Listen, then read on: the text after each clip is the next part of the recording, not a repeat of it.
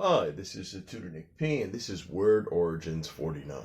The word origin today is Dreamboat. Okay, let's take a look at the note here. If someone refers to another person as a dreamboat, it means he or she is extremely attractive and good looking. All right. This term does tend to be used more with young men than with women.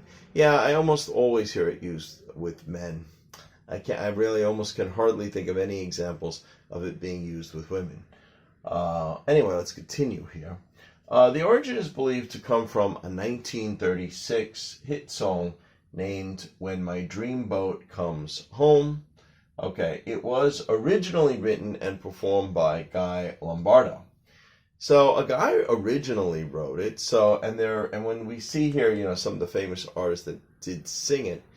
So you did have some men singing it, so they must have been singing it about a woman at the time. So at least in the song, it did refer to a woman. But in regular everyday speech, I always hear it referred to as a man. So it was originally written and performed by Guy Lombardo.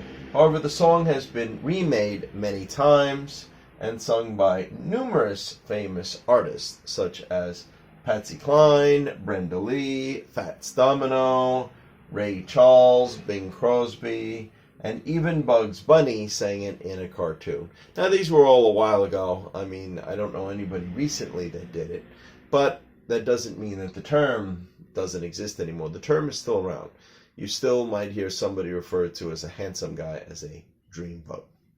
Okay, let's continue here.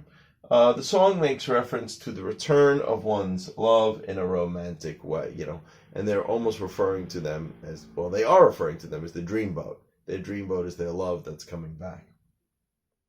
But anyway, here's a couple of examples of how we do actually use it. So example number one, maybe another girl or somebody might be saying to this girl, "Wow, you are so lucky. Your new boyfriend is a dreamboat or a real dreamboat."